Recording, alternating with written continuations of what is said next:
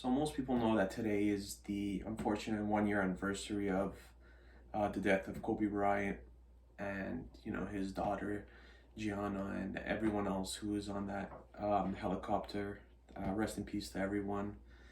But I kind of wanted to take a moment and just kind of talk about it and what happened at that moment and how I found out and some of the crazy things that a person remembers from these unfortunate events. So I remember a link was actually shared in it was either a link or like a picture was shared in my WhatsApp group that I have with some of my friends, and it was basically saying Kobe Bryant passes away in like a helicopter accident. And the first thing was it's fake.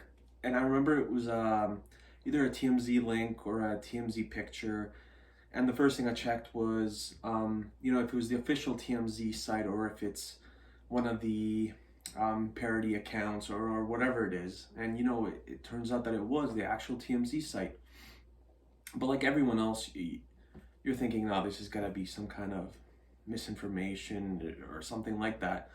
And, lo and behold, half an hour after that, we found out that he did pass away. And then the worst part is, after you initially find out that he passes away, then there's all these rumors that there was rumors that his entire family was with him on that plane or on the helicopter, that it was just him, his wife, and I believe two of his daughters, and then it was just him, and then it was just him and his daughter, and it kind of, all the rumors, you're kind of on the edge of your seat, hoping that the fact that he passed away still isn't real. But as time passes on, you find out more and more about the situation, and that in fact, Kobe was on that helicopter with his daughter and a bunch of other people going to his daughter's basketball game. And the thing that I always say that kind of resonates with me is there's times in your life when people pass away, whether it's family members, friends, in this case celebrities, and you remember exactly where you were at that moment and exactly what went through your head. And I remember just getting goosebumps and going upstairs and telling my family, my mom and dad, that Kobe had passed away.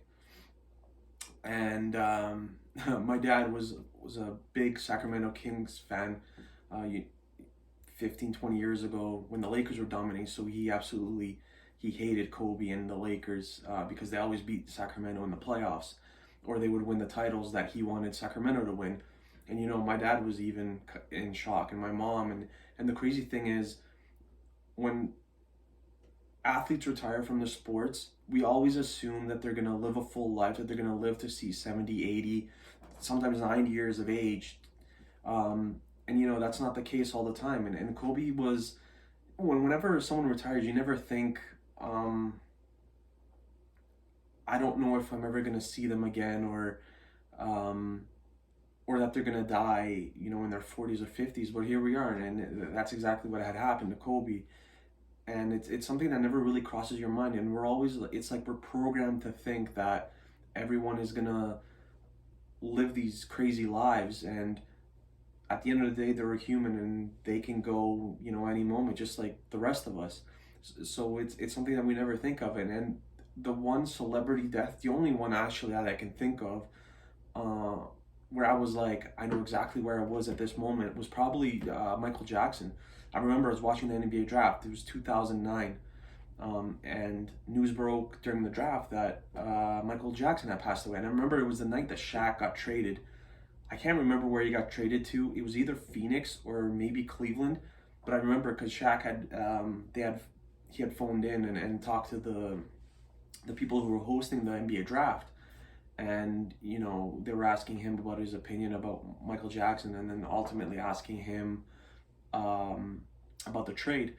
And it's just like so surreal because everyone's kind of caught off guard and you're in shock and stuff like that. And I think that the NBA games that took place the night that Kobe had passed away, it's like it didn't count. It's like no one really cared for obvious reasons. And it's just like I said, it's something that resonates with me, that there's celebrity deaths that you kind of remember where you were for them, and you remember the people that you were talking to, and all this other stuff. So this is one of those this is one of those times in Kobe, me growing up, I started following basketball exclusively around 98, 99, which is when Kobe was essentially starting to peak with the Lakers, and they started winning titles and they were unbeaten. And I hated the Lakers as well, just because they were winning all the time. And being a Raptors fan, we never really got to experience any of that. We barely got to experience playoff berths, and these guys were winning, 2 titles in a row, three-peats, Kobe, Shaq, unstoppable duo, and they were pretty much as long as they played together. And then when they started to go their separate ways, Kobe stayed and he was still the same player. And I remember, when Kobe almost got traded to, I believe it was Chicago, like when he had enough of LA, and obviously Shaq won titles in Miami as well. So I just kind of wanted to share that little piece because, we always just think that celebrities live into their 70s, 80s, and 90s, and we never think that they can go, before, like in their 40s and 50s. And there's plenty of other celebrities, like there's plenty of other basketball players who have died in their 40s and 50s. Obviously, not having the same career as like a Kobe Bryant, but people do pass away, and it's just something that when they retire, we assume that we're always going to see them at games and stuff like that. So that's just kind of my little piece on Kobe Bryant, and obviously one of the best scorers ever, fierce competitor, loved winning, hated losing, coming out of high school, playing for LA, big market, getting traded, draft night. And he made the best of his career in growing up in Italy, which was a little bit different than what other American players had gone through. But he made it all work eventually. And just watching all the highlights, and there's a lot of stuff that you forget. The 80-point game against my Raptors I remember I didn't want to go to school the next day because I knew the Lakers fans would be out in full force, and of course they were.